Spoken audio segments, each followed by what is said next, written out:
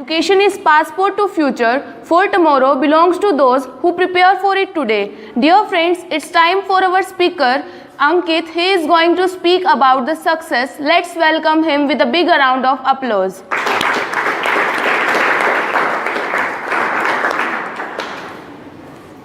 A very enthusiastic morning to all of you present here. Very great morning.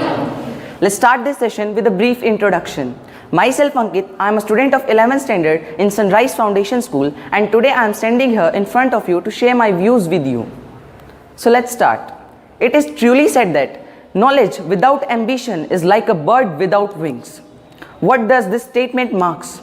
It here signifies the importance of ambition in our life. What is ambition? It is the aim, the word which you are very familiar with. What is aim? It is the target that you want to achieve by hook or by crook. Everybody in their life are having aims. We are possessing aims in our life. For example, the king of the birds, eagle, is having the aim to fly the highest. The bird chakor is having the aim to reach the moon. Similarly, we are also having aims. So let's discuss what are our aims. I would like to start from me. My aim is to become a doctor as well as a successful person in my life. So let's discuss what are your aims. Now I would like to ask from Tamanna, what's your aim? My aim is to become a pilot and a successful person in my life. Thanks Tamanna. Now Parul, tell us all of us about your aim. My aim is to become an IAS officer in my life and a successful person. Thank you Parul. Samriti? My aim is to be a doctor and successful person in my life. Thank you. Now tell, why do you know why did I ask this? I did this to mark a very important point that we are having. The point is that we all have different aims. We are having variation in our aims. Someone wants to become pilot, someone wants to become engineer, and someone wants to become a doctor. But what is the common similarity in all of our aims? We are all having the common similarity, that is, we all want to become successful. We all want to achieve success. But how can the success be achieved? The first aspect is the hard work. It is the word which you are very familiar with. You know what is hard work very well.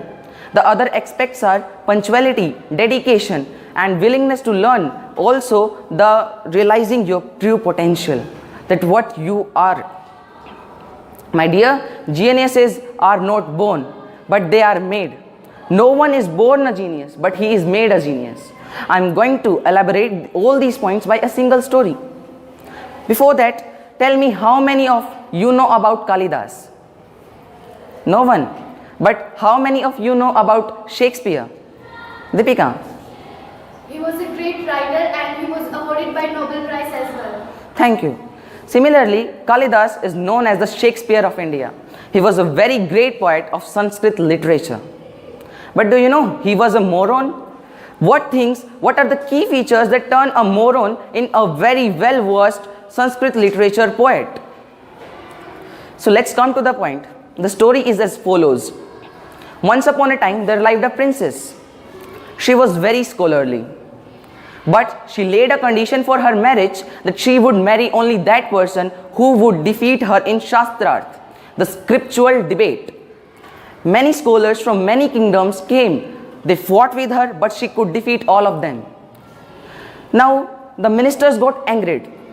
They decided the princess to teach her a lesson. They decided her to marry with a great moron.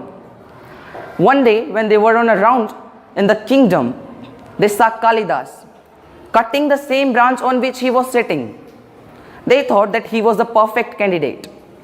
They took him off the tree, they called him and told him that they would marry him to the princess, but laid a condition there, that he would not have to speak a single word. He would have to keep quiet. They took him to the palace and to the princess. They told the princess that he was a very, very great scholar. But that day he was possessing Maun Vrat, the vow of silence. So the scriptural debate was only to be done in actions. The princess agreed. Now, she lifted her one finger like this. Kalidas thought that she was trying him to tell that I would break one of your eyes. So he lifted up 2 fingers. He meant that I would break both of your eyes. But now the ministers asked the princess a question. That what was her question?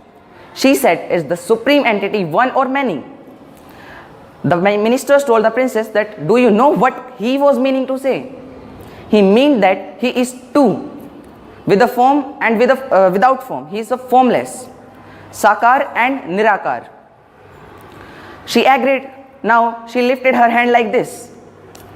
Her hand like this. Kalidas thought that she was trying him to tell that I would slap you.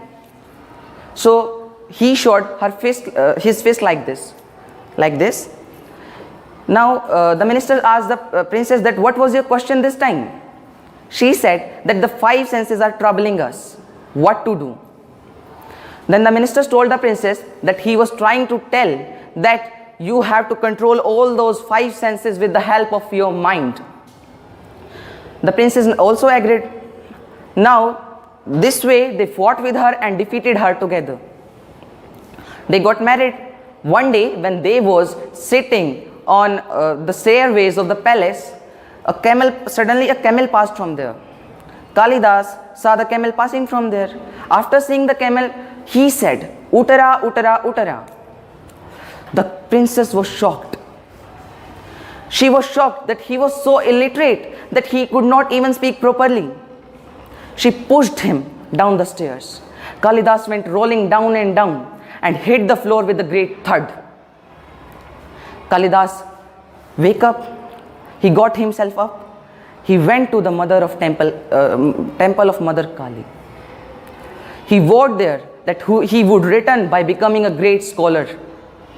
Now he went to the city Kashi, which is known as the city of scholars. He learnt there that there was no yesterday and no tomorrow. After a few years, he returned. He knocked the door. He said, Patakam dwaram dehi. My dear wife, please open the door. She recognized his voice. She said, Asti kaschit vag visheshak. It seems that you have become a very great scholar. The 3 words she uttered, Asti kaschit vag visheshak. Mahakavi Kalidas wrote 3 Mahakavyas starting from each of those 3 words. This was his attitude. He did not take his insult in a negative manner, but he took it in a positive way.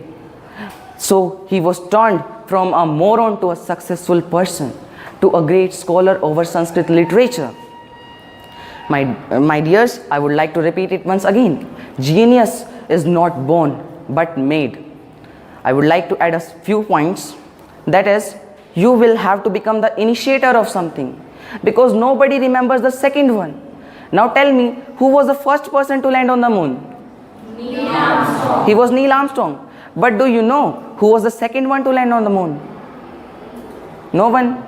He was Aldrin. Do you know what was the time elapsed between their landing on the moon? It was only 19 minutes. Because of those 19 minutes, today we remember Neil Armstrong, but not the second person. So I would like to say that you will have to initiate something, invent something, discover something new, that after you, the world would recognize you. Become the exceptional cases. Now tell me which question seems you more important. Name a metal or name a metal which is liquid at room temperature.